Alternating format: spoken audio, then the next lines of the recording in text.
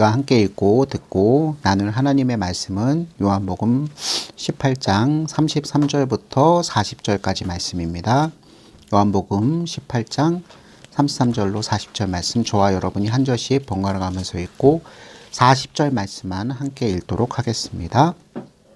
하나님의 말씀을 들으십시오. 요한복음 18장 33절. 이에 빌라도가 다시 관정에 들어가 예수를 불러 이르되 내가 유대인의 왕이냐. 6월절이면 내가 너희에게 한 사람을 놓아주는 전례가 있으니 그러면 너희는 내가 유대인의 왕을 너희에게 놓아주기를 원하느냐 하니 함께 그들이 또 소리질러 이르되 이 사람이 아니라 바라바라 하니 바라바는 강도였더라. 아멘. 사랑하는 성도 여러분, 우리는 지난 시간에 예수님께서 대제사장 가야바에게 정죄받아서 결국 이방인의 손, 결국 본디오 빌라도 총독 관저로 이송당해서 이제 신문당하는 그 장면을 먼저 살펴보았습니다.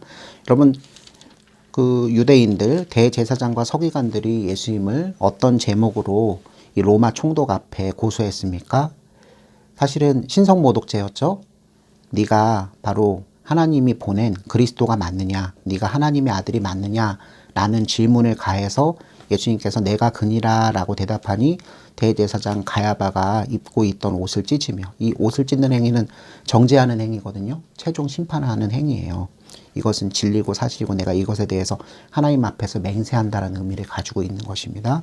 그렇게 가야바와 안나스를 비롯한 예수님을 미워했던 서기관과 제사장과 바리새파 사람들은 이 예수님을 죽이기로 작정하여서 자신들의 손에 피를 묻히지 않기 위해서 야비한 수수로 이방인, 당시 유대 나라가 로마의 식민지 상태에 송영으로 존재했었기 때문에 이곳의 행정적인 관료, 행정적인 총책임자, 사법권을 가지고 있던 이방인 로마 사람 본디오 빌라도의 손을 빌려서 예수님을 십자가 처형을 가하려고 합니다.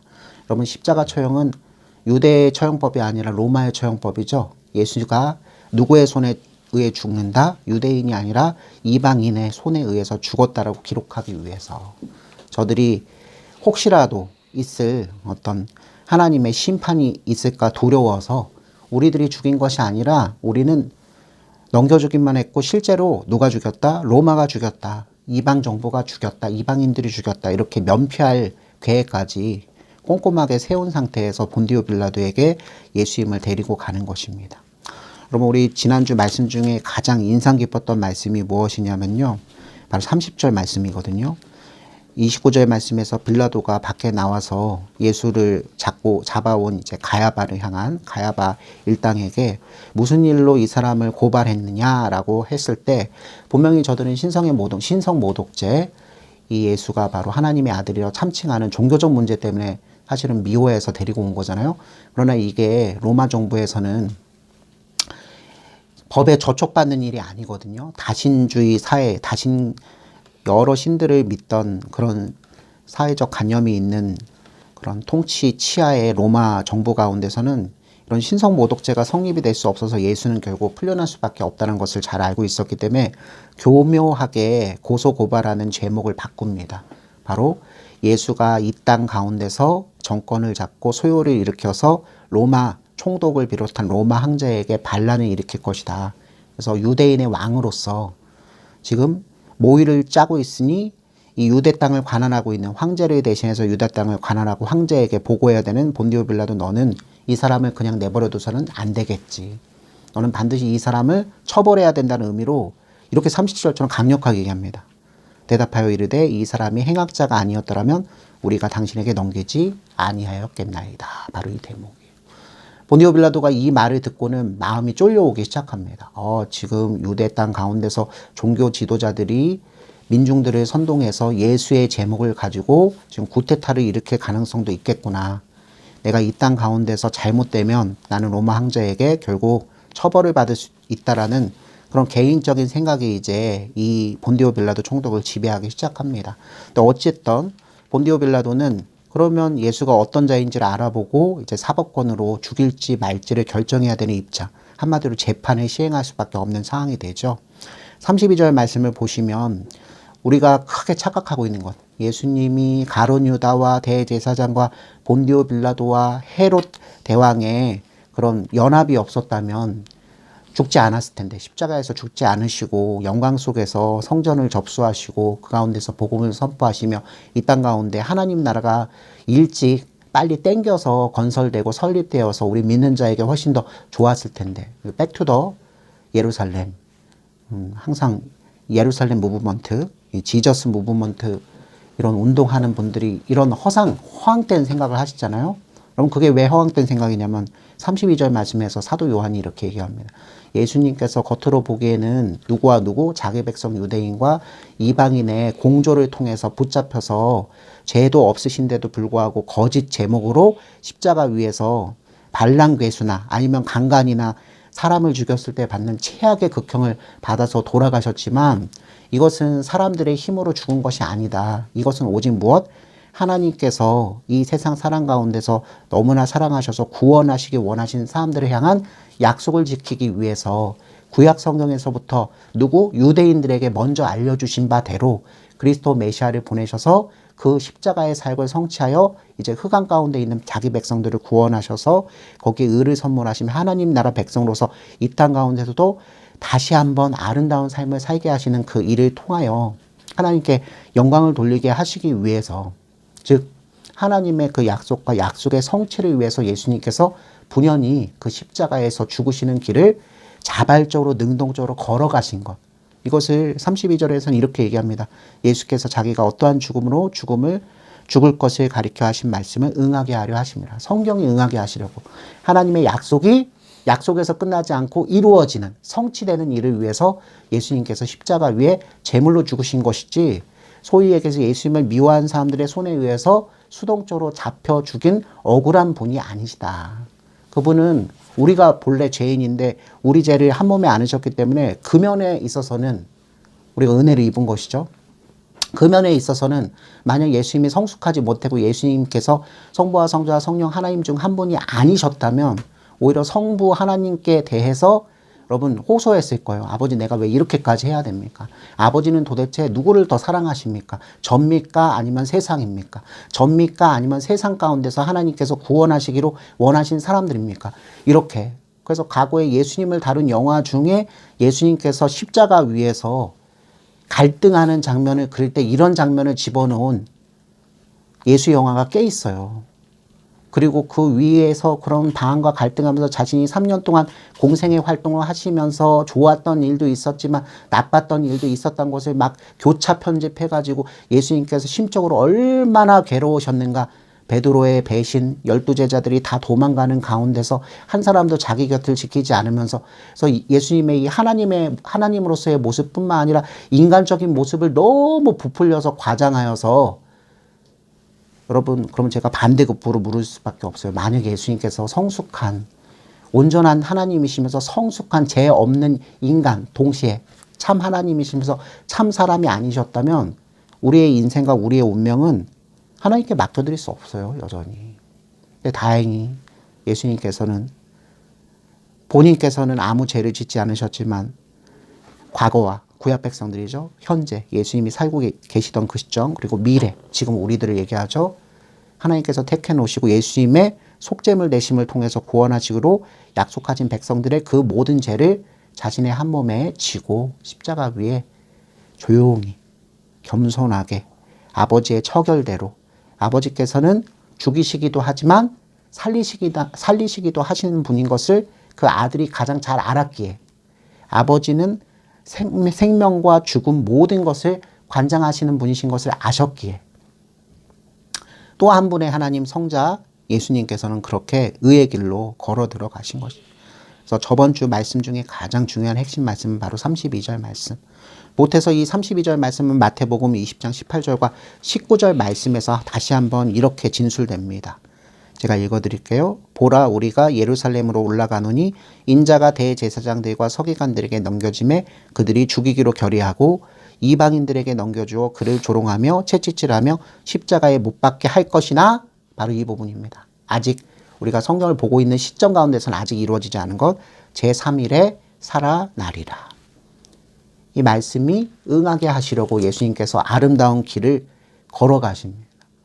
꽃길만 걸어요라는 말이 있지만 예수님은 피의 길을 걸어가십니다. 속량의 길을 걸어가십니다. 자신이 죽으셔야 누가 살아난다? 하나님께서 사랑하시는 백성들이 살아날 수 있기 때문입니다. 이제 그 길을 걸어가시는 그 관문 가운데서 최대 관문, 바로 빌라도 총독에게 신문 받으시는 장면을 우리가 오늘 함께 나누어 볼 텐데요. 본디오 빌라도는 33절 말씀입니다. 바로 자신의 집무실 관정에 들어가서 예수님을 불러서 이렇게 단도직입적으로 물어봅니다. 고소 고발의 내용이 이거였기 때문에 네가 유대인의 왕이냐? 네가 유대인의 왕이냐? 바리새파 사람들과 서기관과 이 제사장들, 대제사장들은 예수님이 신성모독한 자 그리스도 메시아라 참칭하는 것 때문에 종교적 입장에서 그들을 죽이려고 했지만 로마 정부에는 이게 접수되지 않기 때문에 다시 풀려날 것을 알기 때문에 이 자가 단순히 신성모독하고 종교적으로 위험한 자가 아니야. 우리 유대 사회에서만 위험한 독보석 같은 존재가 아니라 지금 식민지 치하 로마 속령 안에서 소요 사태를 일으킬 수 있는 로마 황제를 향해서 분명히 반란을 일으켜서 소요 사태를 일으킬 수 있는 큰 죄인이야. 네가 얘를 처결하지 않는다면 너 또한 무엇? 로마 황제께서 그냥 내버려 두시지는 않으실 거야. 바로 이 부분 때문에 본디오 빌라도가 이 재판을 사실은 알았어. 내가 한번 신문해 볼게 하고 텀을 둘 수도 있는데 즉시로. 여러분 이게 바로 전날 유월절 준비 여러분 유대인들은 날짜 따지는 관습이 다르잖아요. 해질 무렵 전날 해질 무렵부터 다음날 해질 무렵까지 요 24시간이 하루예요. 그러니까 이미 무엇은 시작되었다? 6월절이 예수님께서 십자가에서 완전히 죽으신 이후에 시작되거든요. 해가 떨어지니까. 그러니까 요 하루 전날을 우리가 6월절 준비날이라 했잖아요. 6월절 준비날에 예수님이 무엇이 되신 것이다? 6월절 어린 양이 되신 거예요. 6월절 어린 양으로서 털 깎이는, 그죠? 6월절 어린 양으로 배가 갈려지는, 6월절 어린 양으로 팔다리가 잘려지는, 그죠? 6월절 어린 양으로 이제 무엇에? 성전 가운데 이제 그 제단 가운데 던져지는 불 가운데 던져지는 운명이 되기 일보 직전. 그러니까 사실은 뭐가? 털도 깎이고 팔다리도 잘리고 배도 갈려지고 여러분 아시겠죠? 예수님께서 무엇? 신문 받으시고 희롱 받으시고 매 맞으시고 정죄 받으시고 침뱉음 받으시고 그 장면 모두가 우리가 여기에서 이 연결고리를 잘 생각해야 됩니다. 6월절 전날에 어린 양은 준비가 되고 있지. 그 어린 양이 하나님을 향해서 감히 내가 왜 이 사람을 대신해서 죽어야 하나요? 하고 대들 수가 없죠. 예수님께서 어떻게 행동하셔야 되는지 행동 패턴은 이미 정해졌어요. 구약 성경을 잘 알고 있는 사람들은 그래서 이 부분을 보면서 더욱더 은혜를 받을 수밖에 없습니다. 일방적으로 정죄 받으셨어요. 그 대제사장이 너무나 지혜롭기 때문에 본디오 빌라도를 압박하면서 이 예수를 십자가 위에서 완전히 죽이되 자기들의 그런 이 죄를 도모했던 것을 면피할 수 있는 방법은 바로 정치적인 구테타범으로 처리하는 것이죠. 십자가 위에서 완전히 죽이는. 그래서 그걸 접수를 받았기 때문에 본디오 빌라도도 그렇다면 제목이 그것이면 내가 신문해야지. 그래서 물어본 것이 네가 유대인의 왕이냐 이렇게 물어보게 된 것입니다. 너 예수라고 하는 자 네가 유대인의 왕이 맞느냐? 그래서 34절에서 예수님께서 이렇게 대답하십니다. 이 A라고 물어봤을 때는 B라고 명확하게 대답해야 되는데 B라고 대답하지 않고 C라고 대답하셔요. 전혀 엉뚱하게. 물어본 것은 네가 유대인의 왕이냐라고 물어봤는데 예수님께서는 네가 그렇게 말하는 것은 너 스스로 내가 유대인의 왕인 것 같아서 물어보는 거니? 아니면 다른 사람들, 이 다른 사람들은 고소를 접수했던 유대인들이겠죠. 대제사장과 서기관들이 나 예수에 대해서 유대인의 왕으로서 반란괴수로서 로마에도 심각한 문제를 일으킬 수 있는 폭동을 일으킬 수 있는 자라고 고소했기 때문에 나에 대해서 그렇게 얘기하냐. 34절 말씀을 제가 풀어드린 거예요. 즉각적으로 내가 유대인의 왕이다라고 대답하시지 않고 그렇게 네가 말하는 까닭이 네가 스스로 생각하기 때문이냐 아니면 나를 이 법정 가운데 세운 고소한 사람들의 생각 때문에 그렇냐 이렇게 오히려 답을 C라고 대답하세요. 거기에 대해서 빌라도가 다시 한번 물어봅니다. 네가 유대인이냐? 내 나라 사람과 대제사장들이 너를 내게 넘겼으니 내가 무엇을 하였느냐? 간단하게 얘기하면 너 유대인 아니냐? 근데 같은 유대인들끼리 무슨 일이 있었기에, 그렇죠?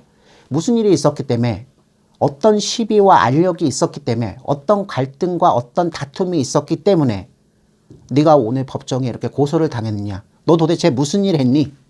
맨 끝부분에 적혀 있죠. 네가 무엇을 하였느냐? 네가 네 나라 백성들한테 도대체 어떻게 했길래 네 나라 백성들이 너를 이렇게 넘겨주었느냐, 법정에. 과거에 삼손도 이 비슷한 일을 경험했잖아요. 그죠? 하나님의 사사로서 의로운 일을 행했음에도 불구하고, 그죠? 블레셋 사람들의 강대한 힘 때문에 복수가, 그 원수 갚아주는 것이 두려워서 삼손을 유다 사람들이 내어주는, 붙잡아서 꽁꽁 포스줄에 묶어서 내어주는 일이 있었거든요. 똑같아요. 그래서 빌라도의 두 번째 질문에 대해서 예수님께서 36절 말씀입니다.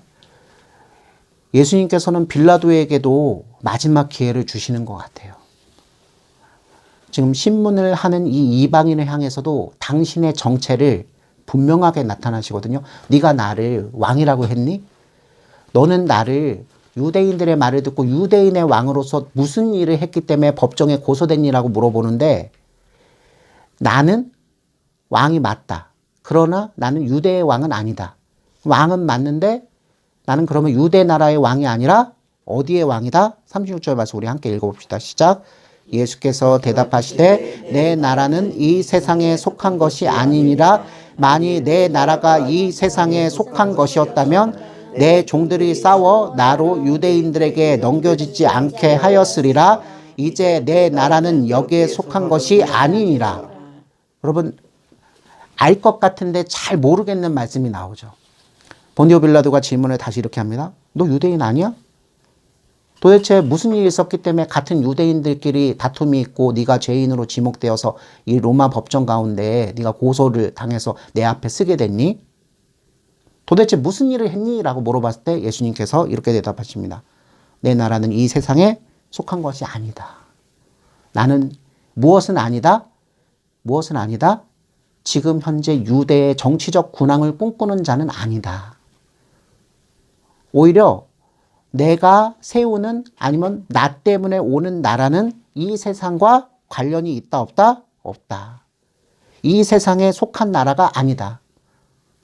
내가 주인 되고 내가 왕 되는 나라가 있긴 한데 그 나라는 이 세상 로마, 유대 그 어떤 세속 국가하고도 관계가 없다. 여러분, 이 36절 말씀은 굉장히 중요한 말씀이에요. 여러분 들어보셨어요? 예수 믿는 사람은 태어날 때 하나님께서 나라와 민족을 인정하셨기 때문에 그 태어난 곳의 국민으로서 살아야 돼요.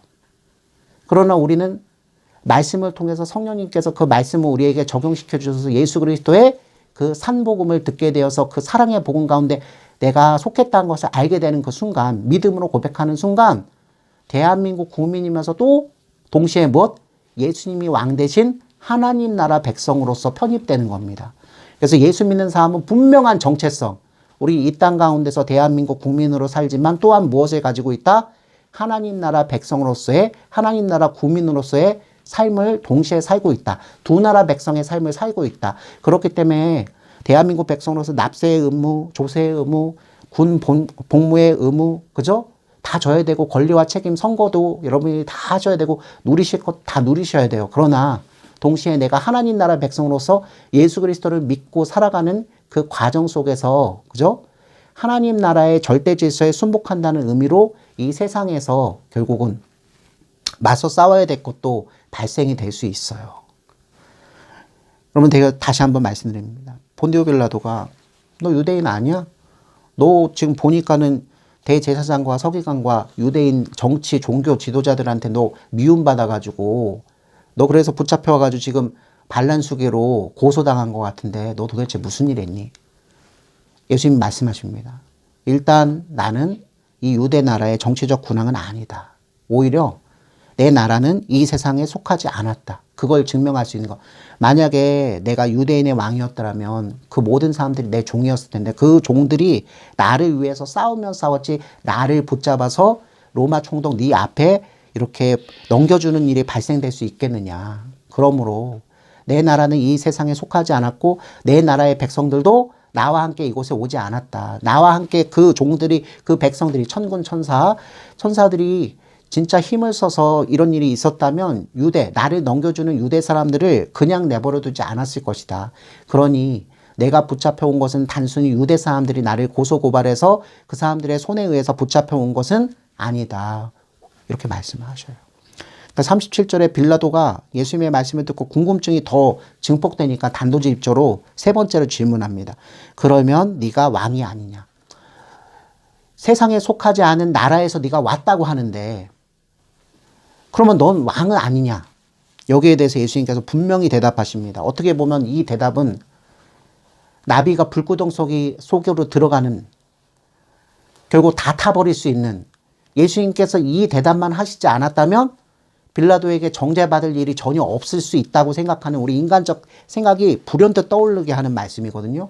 근데 예수님께서 요한복음 전체를 통해서 말씀하신 건 딱 하나죠. 에고 에이미, 내가 그니라. 내가 바로 구약 성경이 예언하고 하나님께서 때가 되어서 이 세상 흑암 가운데 있는 내 백성들을 구원하기 위해서 보내주신 그리스도 메시아다라고 말씀하신 그 장면 그대로예요. 네가 왕이 아니냐라는 질문에 대해서 예수님께서 단도직입적으로 내 말과 같이 이렇게 말씀하십니다. 내가 왕이니라. 내가 그니라라는 말씀을 조금 더 정교하고 섬세하게 네가 왕이냐고 물어봤으니까 나는 왕이 맞다라고 말씀하십니다. 내가 이것을 위해서 태어났고 이것을 위해서 세상에 온 것도 맞다. 내가 왕으로서, 내가 하나님 나라의 왕으로서 무엇을 분명히 이 세상에 전달하고 무엇을 분명히 성취시키려고 이곳에 왔다? 요한복음 3장 16절 말씀이죠. 하나님이 이처럼 세상을 사랑하사 독생자를 주셨으니 이는 저를 믿는 자마다 멸망하지 않고 영생을 받게 하려 하심이니라. 이게 바로 진리예요. 알레테이아 진리는 바로 이것이에요. 하나님께서 세상을 사랑하셔서 그 세상에 있는 사람들이 하나님을 미워하고 싫어하면서 자신이 주체성 있게 주권을 가지고 모든 것을 행하면서 살 수 있다고 하는 그 죄로 말미암은 부패하고 타락한 마음을 다 예수 그리스도의 속량하심으로 갚아주시고 새 인생, 새 삶을 선물해 주시는 그 계획과 그 성취가 바로 진리잖아요. 그것을 우리는 복음이라 하잖아요. 기쁜 소식, 참 기쁜 소식.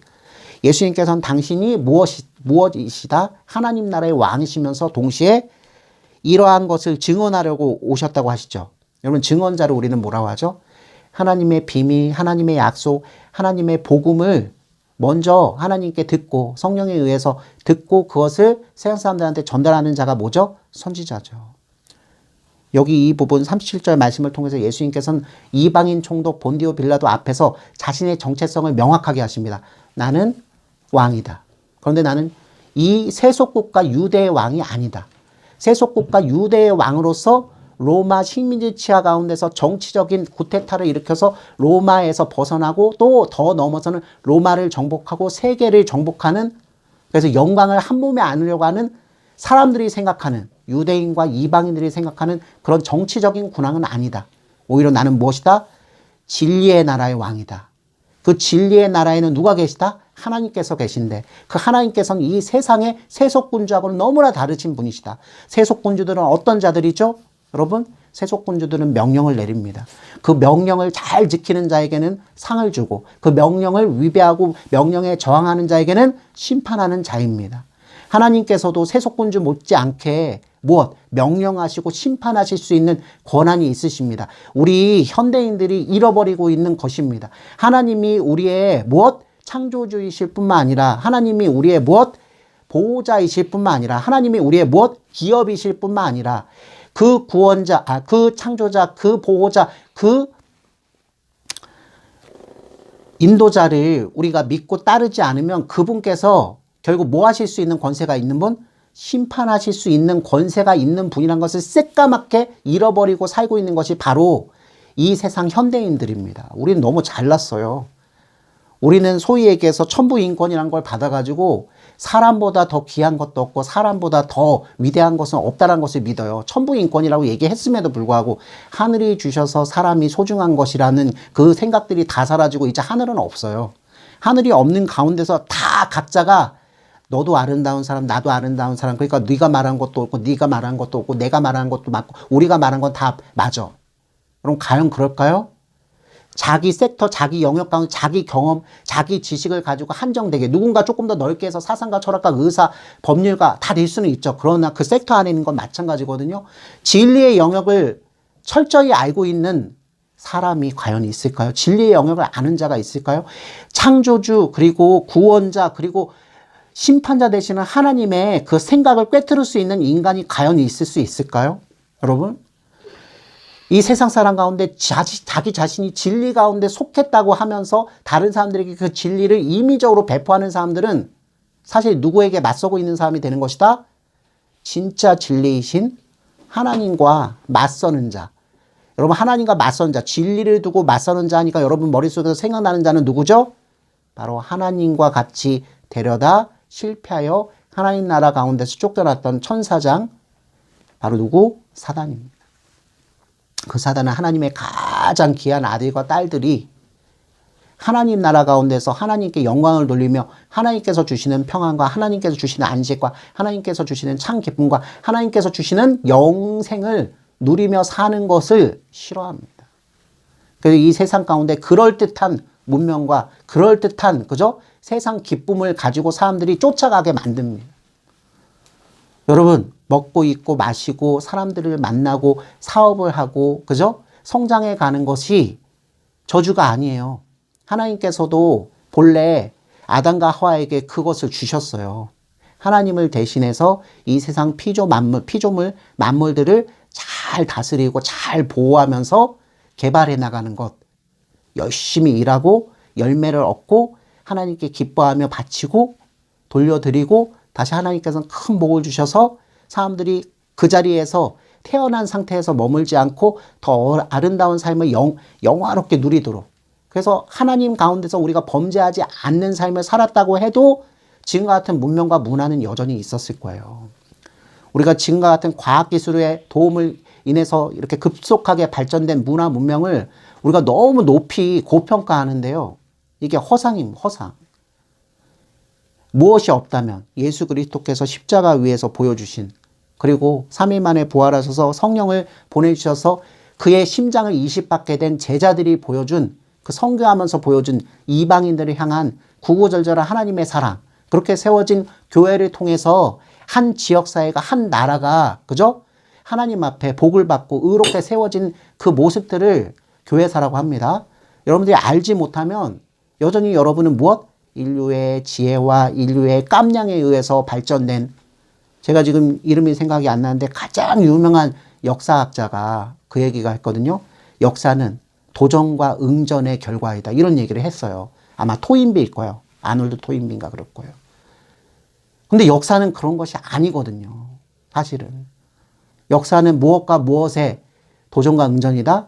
한 강한 집단과 다른 한 강한 집단이 이것이 만나서 서로 연합하거나 아니면 전쟁을 하거나 그것의 반복과 순환이라고 봤지만 사실은 제가 아까 말씀드렸던 하나님의 그 권세를 인정하지 않고 자신도 하나님처럼 될 수 있다고 생각하는 악의 무리에 영합한 그 자들, 세상에 권세 잡은 자들과 그 세상의 권세 잡은 자들에게 영합하며 같은 이익을 얻으며 도모하면서 욕망의 길로 달려가는 하나님 모르는 사람들의 조합으로 그렇게 가는 것입니다.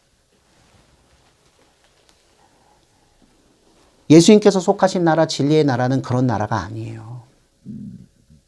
우리 요즘에 트럼프가 얼마나 자충우돌 하는지, 또 우리나라 윤석열 대통령이 또 어떤 일을 겪는지, 또 과거에 우리 대통령들이 어떻게 통치하다가 어떻게 불행한 일을 겪었는지, 이것을 보면서 세상의 정치적인 방법과 경제적인 방법과 소위 얘기해서 아주 지혜로운 패러다임을 바뀌는 방법으로 세상을 바꾼다고 하는 것은 일정 부분 표에 불과하고 그 실상은 좋은 것으로 나타날 수 없다는 것을 다 알고 계셔요, 이미. 그럼에도 불구하고 우리는 금붕어처럼 희망 고문을 계속 당합니다. 그 희망 고문을 당하면서도 예수님께서 속하신 나라, 진리의 나라, 하나님 나라에 대해서는 별로 관심을 두지 않는 것이 통탄스러울 뿐이에요. 근데 예수님께서는 이방인의 대표성을 가지고 있는 본디오 빌라도 앞에서 당당하게 말씀하십니다. 나 정치적 군왕으로서 로마 황제에게 반항하고 저항해서 그 권세를 빼앗아서 하나님 앞에 바쳐드리려고 하는 그런 존재가 아니야. 나는 유대인의 왕이기도 하지만 또한 무엇의 왕이시죠? 이방인의 왕이시기도 해요. 여러분 이걸 꼭 기억하시길 바랍니다. 예수님께서는 바로 지상과 하나님 나라의 두 권세를 다 지니신 분이세요. 근데 아직 뭐 하시지 않았죠? 십자가 위에서 죽고 3일 만에 부활하셔서 하나님 앞에 의가 되시지 않았기 때문에 겸손하게 자신은 지상의 왕이 아니라 아직 무엇일 뿐이다? 하나님 나라 진리의 나라의 왕일 뿐임을 얘기하실 뿐이에요. 이걸 잘못 이해해서. 예수님은 여전히 세상의 군주가 아니시죠. 그러니까 대한민국에는 대통령을 세우고 미국에도 대통령을 세우고 영국에는 왕이 있고 이런 식으로 하나님께서 다 그 왕의 지위를 위임해서 그들한테 주셨으니까 그들이 통치하는 것이 하나님이 통치하는 거고 그들이 설령 뭔가를 좀 잘못해서 했더라도 그 잘못한 게 예를 들면은 아무런 이유도 없이 자기 대통령이나 왕의 이익에 침해한다는 것 때문에 국민들에게 핍박을 가하거나 국민들을 사형을 시키거나 막 이런 일이 벌어져도 소위 잘못 가르치는 분들이 있어요. 그 왕과 그 지도자는 누가 세웠으니까? 하나님이 세웠으니까 그가 조금 실수해도 하나님이 용납해 주신 거니까 그것 때문에 구태타, 그것 때문에 선동, 그것 때문에 운동을 하는 국민들은 오히려 잘못된 거다. 여러분 과연 그럴까요? 그렇지 않습니다. 예수님께서는 오히려 되게 분명하게 얘기하셨어요. 내 나라는 이 나라에 속하지 않았다. 내 나라는 이제 오는 나라.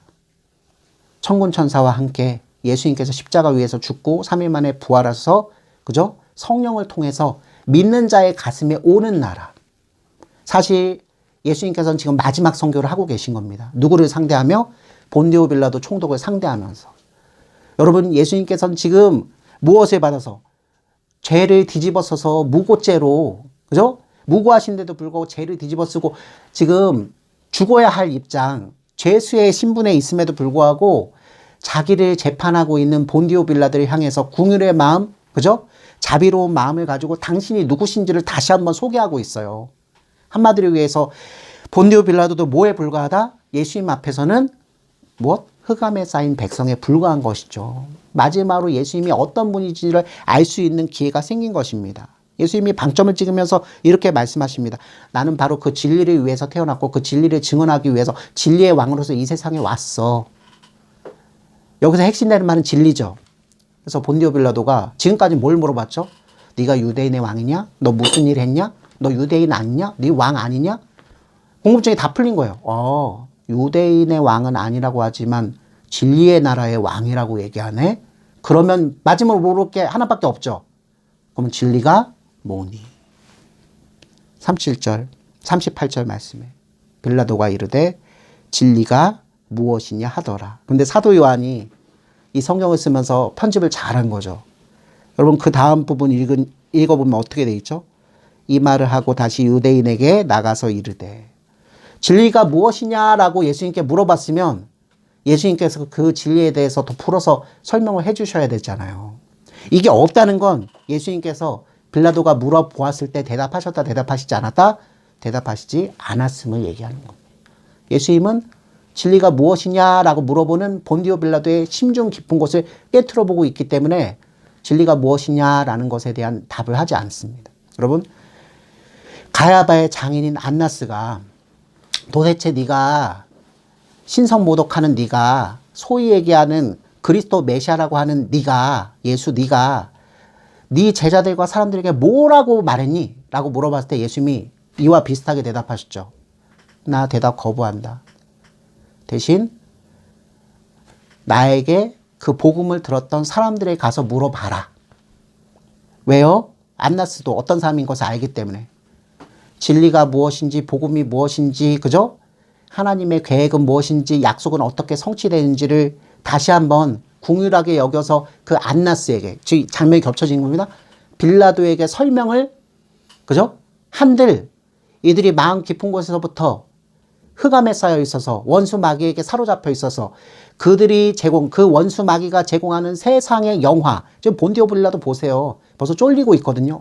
이거 잘못하면 유대인들 이 개 같은 존재들 맨날 날 괴롭히는데 그래도 내가 지금 현재 있는 곳은 어디? 유대 땅 예루살렘. 유대 땅 예루살렘에 나는 몇 개의 군단과 함께 와 있지만 한 병사가 2만 명에 3만 명이 있었다고 해요. 총독령으로 지금 예루살렘, 이스라엘 사회를 이렇게 군사력으로.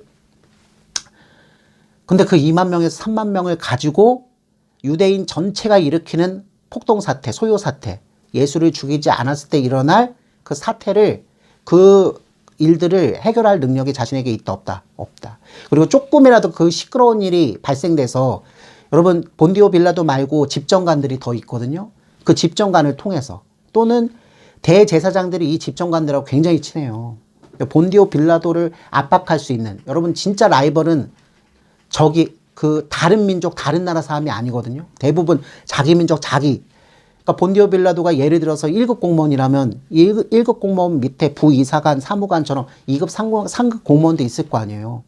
로마 황제하고 연줄이 닿아서 편지를 쓸 수 있는 그런 정도의 권세를 가지고 있는 다른 로마의 집정관이 있기 때문에 눈치를 볼 수밖에 없는 겁니다.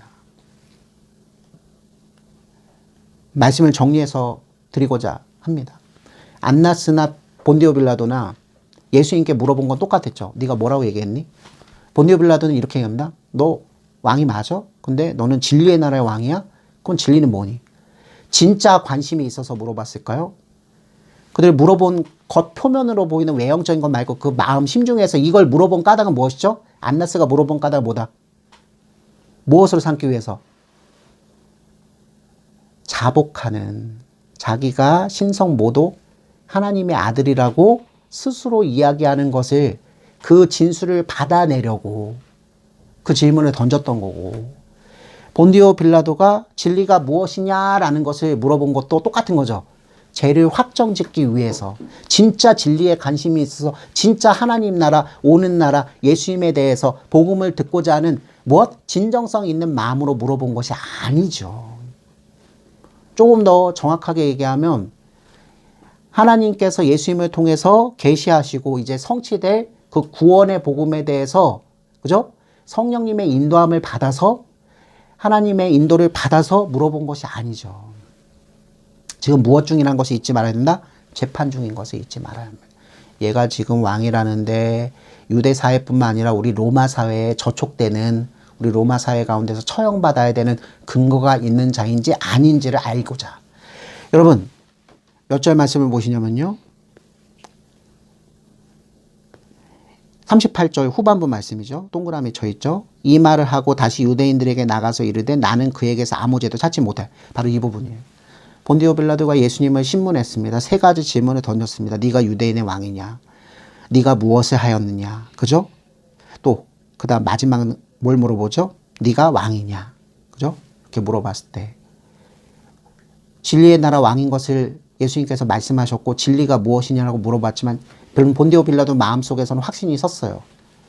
얘 가만히 보니까 유대 사회 가운데서 종교 문제 때문에 미움받아가지고 내 손을 빌려서 대제사장이 이 자를 처형하려고 나한테 공을 떠밀듯이, 그죠? 나한테 보내진 자에 불과하구나. 얘는 우리 로마 정부를 향해서, 로마 국가를 향해서 황제와 총독을 향하여서 구테타를 저지를 만한 그런 전쟁할 만한 자가 아니다. 그러니까 뭐다? 무죄다. 그래서 본디오 빌라도가 다시 누구 앞에 나갑니까? 총독의 관정에는 유월절 전날이라고 들어오지 못하는, 이방인들의 성전들에 들어와서 유월절 음식을 먹지 못하는 그 불행한 일이 발생되는 게 더 신경 쓰였던 대제사장들을 향해서 나가서 한마디로 이렇게 얘기합니다. 나 신문해 봤는데 예수는 죄가 없어. 니네 말이 거짓이고 틀렸다는 걸 나는 알게 됐어. 그 뜻이죠. 그래서 39절과 40절 말씀이 중요한 겁니다. 일단 얘가 죄가 없긴 한데 니네가 나한테 원하는 것을 내가 들어줄 수 있어. 여러분 본디오 빌라도가 누구하고 교묘하게 손을 잡는 장면입니까? 불법으로 예수님을 고소하여 십자가에 죽이려고 하는 흉계를 꾸미고 있는 대제사장과 손을 잡는 장면이 바로 39절과 40절 말씀이에요. 뭐 때문에? 이게 죄가 없긴 한데 지금 유대인들의 대표성을 가지고 있는 대제사장과 서기관과 바리새파 사람들이 이 말대로 그들의 소원대로 예수를 처형시켜주지 않으면, 예수를 그쵸? 처리해주지 않으면 폭동을 일으킬 것 같은, 결국 자신의 뭐 출세길에 맡길 것 같은, 자신의 신변에 심각한 일이 발생돼서 저하될 것 같은, 그죠? 그런 걱정거리가 생각되니까 절묘하게 손을 잡는 겁니다. 살펴보니까 예수는 죄가 없긴 해. 근데 니네들이 원한다면 뭐 할 수 있어? 뭐 할 수 있어? 39절 읽어봅시다. 6월절이면 내가 너희에게 한 사람을 놓아주는 전례가 있으니 그러면 너희는 내가 유대인의 왕을 너희에게 놓아주기를 원하느냐? 제가 얻기는 해. 그런데 니네가 소원하면 죄인이긴 해. 대신 이렇게 하면 어떨까? 하고 타협안을 제시합니다. 야, 니네 최대 명절 6월절 전날에 행정권과 사법권을 가지고 있는 로마 총독 내가 죄인 한 명을 풀어주는 일이 전례, 예부터 있었잖아. 전통으로 자리 잡았잖아. 예수는 분명히 죄인인데 여기서 이제 유대인의 왕이라고까지 얘기하죠. 너희 왕을 내가 풀어줄게. 이건 어때? 하고 거래하기 시작합니다. 그 거래에 대해서 40절. 빌라도의 관정 뜰 앞에 모인 대제사장과 서기관과 바리새파 사람들과 그들의 하속들이 일제히 소리질러 외치기를 이 사람이 아니라 나사렛 예수가 아니라 얼마 전에 폭동과 소요 사태를 일으켜서 진짜 정치범이에요. 구약 성경에서부터 예언되어서 그저 자신을 스스로 그리스도 메시아 하나님 나라의 회복을 위해서 일어난 거룩한 전사라고 소개하면서 사실 거짓 선지자와 거짓 선동자에 불과하죠. 전쟁을 일으킨 반란을 일으킨 그 바라바를 풀어달라. 사도 요한이 정확하게 적어놔요. 바라바는 무엇이었다? 강도다. 사실은 실체는 무엇에 불과하다? 남의 물건 뺏고 이익을 취하기 위해서 그죠? 뺏는 정도에서 끝나지 않고 살인도 저지르고 약탈도 저지르고 나쁜 일도 다 할 수 있는, 겉으로는 뭐라고 하지만 위대한 예루살렘 유다의 나라를 회복하기 위해서 일어나야 된다고 정치적으로 선동하지만 그 속은 무엇에 불과한?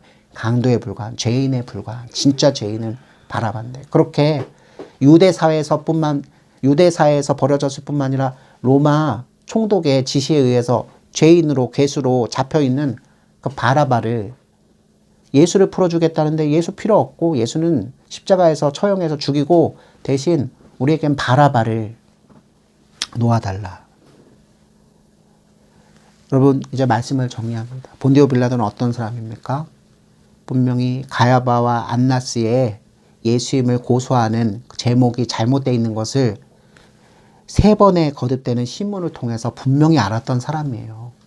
분명히 알았음에도 불구하고 자신의 신병 가운데 예수를 제대로 처리하지 않았을 때 유대인들이 이렇게 소요 사태를 예상해서 그 기운이 만만치 않다는 것 때문에 무엇을 시행한 사람?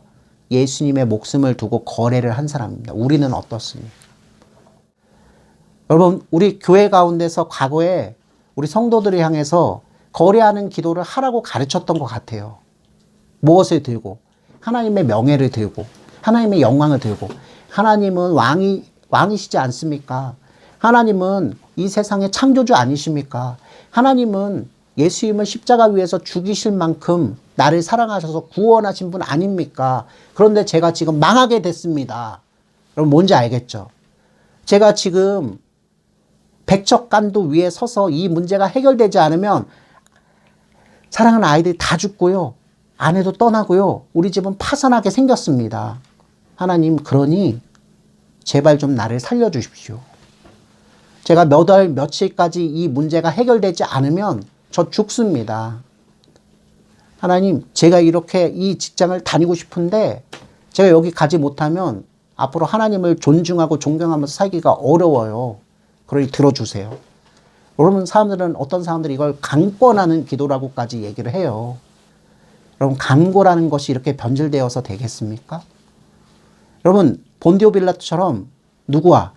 진리의 왕이신 예수님과 하나님의 나라에 속하지 못했지만 그 하나님 그 진리를 알 수 있는 그 환경 속에 지금 예수님 진리 그 자체이신 예수님을 통해서 조명을 받고 있는 이 상태에서도 흑암의 권세에 쌓인 사탄의 종들에 불과한 대제사장과 서기관을 향해서 무엇과 무엇 사이에서 진리와 불의 사이에서 무엇하는 자? 거래하는 자가 되는 것 또한 무엇이다? 죄인이란 것을 여러분 분명히 아시는 한 주가 되시길 바랍니다. 우리 예수 믿는 사람이 의와 불의 사이에서 왔다 갔다 갈팡질팡하면서 요 가운데 있으면서 그죠? 나름대로 의를 확보하여서 이렇게 변명하면서 살아가는 삶, 구차한 변명. 누구처럼? 본디오 빌라도처럼. 나도 어쩔 수 없었다. 자꾸 예수 믿는 성도들은 항상 예배 때 모여서 사도신경으로 그죠? 예수님이 뭐 본디오 빌라도에게 고난을 당하시고 그죠? 마치 누구 때문에? 나 본디오 빌라도 때문에 예수님이 죽은 것처럼 자꾸 신앙 고백을 하고 있는데 나 또한 억울하고 할 말이 있다. 난 최선을 다했다. 무죄인 것도 밝혔다. 그리고 저들에게 6월절 전날이니까 내가 딱 한 사람 풀어주는 전례 전통이 있으니까 내가 그렇게 풀어주면 어때? 그러니 유대인들이 소리치면서 나를 겁박해 왔다. 바라바를, 예수를 말고 바라바를 풀어주고 예수는 십자가에 못 박혀 죽여라. 만약에 그렇게 하지 않으면 총독 너도 누구? 로마 황제에게 반란을 일으키는 예수와 동조한 자가 되지 않느냐라고 겁박해 와서 나는 어쩔 수 없이 예수가 무죄한 것을 알고도 무엇했다? 십자가 처형을 명했다. 바로 이게 본디오 빌라도의 가장 치명적인 오점이에요. 진리를 하나님의 백성들은 성령과 말씀을 통해서 날마다 진리 속에서 성장해 갑니다. 진리가 무엇인지를 분명히 알게 됩니다. 우리의 전인격적으로 머리로만 아는 게 아니라 우리의 마음과 우리의 삶의 모든 면모를 통해서 성령께서 우리 안에 무엇 조명하시고 내주하시고 충만하시며 교통하시면서 하나님 나라의 뜻이 무엇이고 하나님 나라 백성이 어떻게 살아야 되고 또 그 힘과 권세를 실제로 주셔서 우리가 의롭게 사용하며 또 때로는 자충우돌하면 우리가 옛사람의 성품 가운데서 그쵸 유혹받아서 넘어질 때도 있지만 기어이 회개의 영이신 성령님께서 우리 안에 머무셔서 우리가 말씀을 듣고 말씀을 깨닫는 순간 자복하고 회개하면서 다시 진리의 길을 걸어가시는 그 일생을 살아갑니다. 그런데 어떻게 성도가 본디오 빌라도처럼 예수님을 넘겨주는 자 또는 예수님을 두고 세상과 거래하는 자가 될 수가 있겠습니까? 여러분 이걸 잊지 마십시오. 우리가 본디오 빌라도 총독을 통해서 뭐 이방인, 뭐 죽어야 되는 자, 과거 나치 히틀러처럼 이러니까 유대인들도 안 돼, 이러니까 이탈리아 사람들도 안 돼. 로마 사람들 그죠? 뿌리가 이탈리아 사람들 뿌리가 로마 사람들이잖아요. 히틀러가 개인적으로 두 민족을 제일 미워했다니까요. 라틴 민족하고 다음 요 이스라엘 민족. 요 두 민족만 이 세상 가운데 싹쓸이 청소를 해버리면 여러분 다 아시죠? 우리 게르만 신성 로마 제국의 후에 게르만이 누구?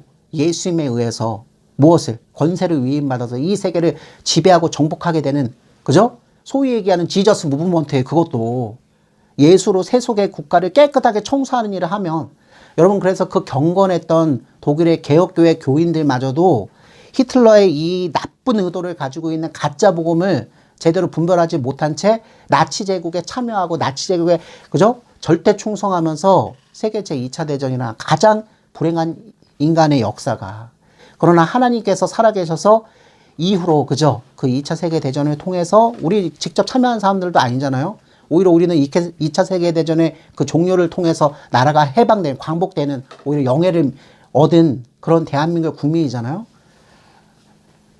말씀을 정리합니다.